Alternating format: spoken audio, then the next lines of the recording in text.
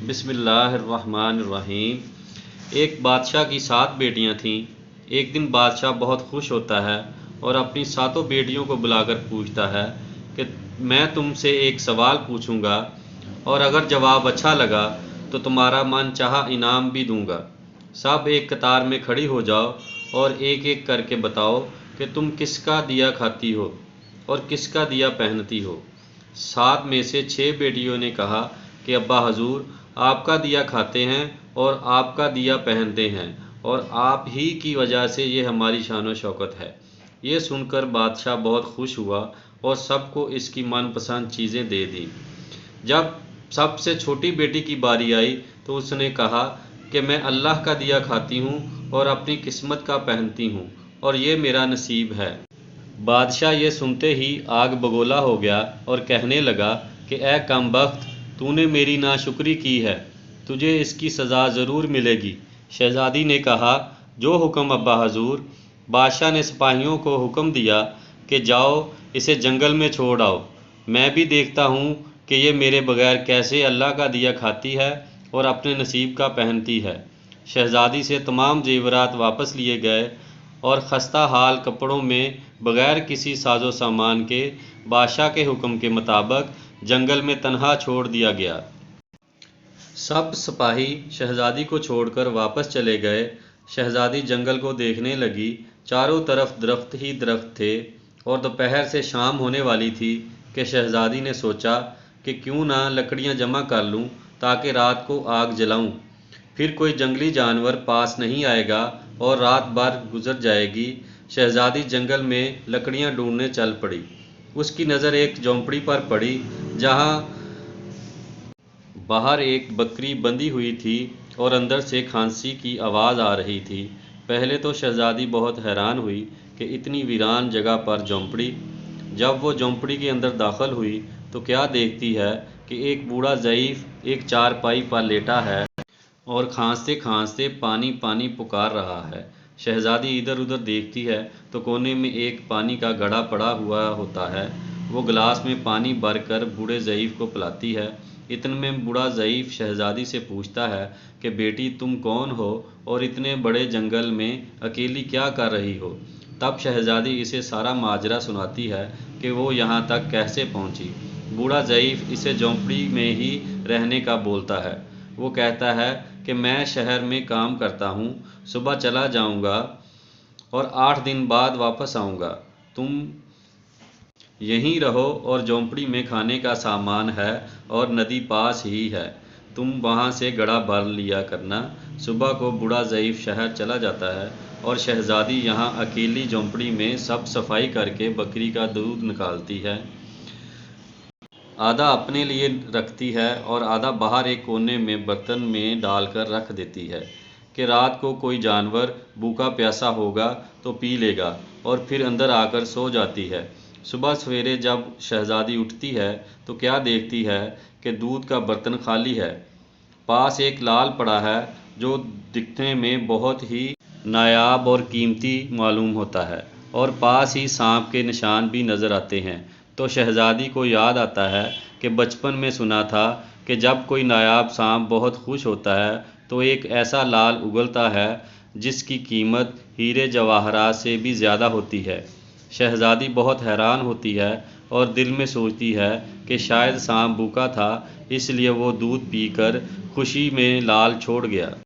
फिर वो लाल उठाकर अपने पास रख लेती है। फिर अगली रात शहज़ादी बर्तन में दूध रख देती है और अगली सुबह जब वो देखती है फिर एक लाल होता है।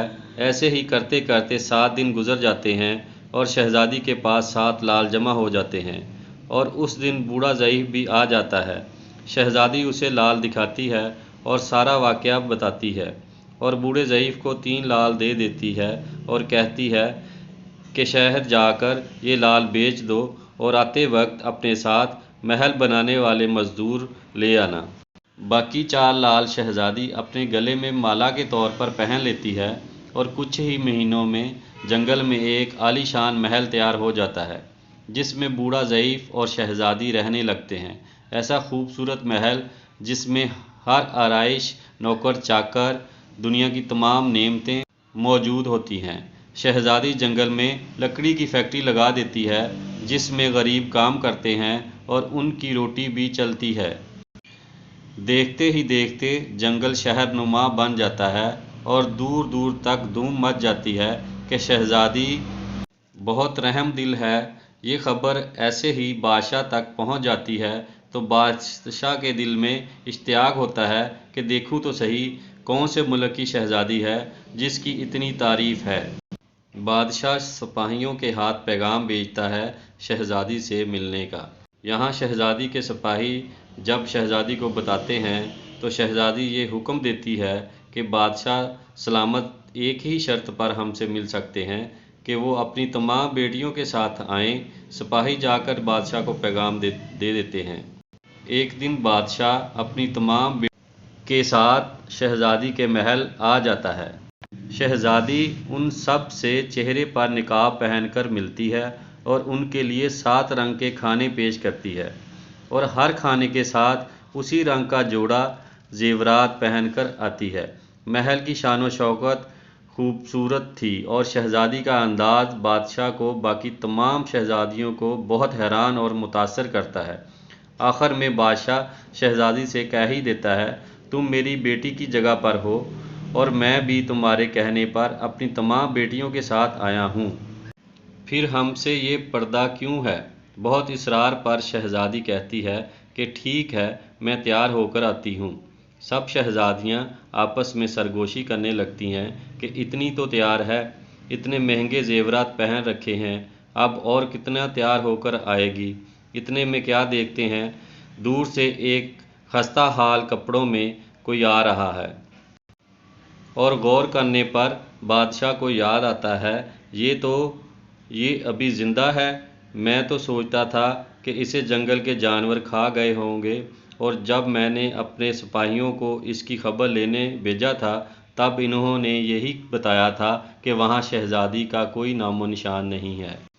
تو یہ کیسے ممکن ہے؟ بادشاہ خوشی سے جھوم اٹھا اور کہتا ہے کہ شہزادی کو بلاؤ، میں تمہیں شہزادی سے آزاد کروا کے لے جاؤں گا، چاہے وہ تمہاری قیمت میں میری ساری بادشاہت مانگ لے۔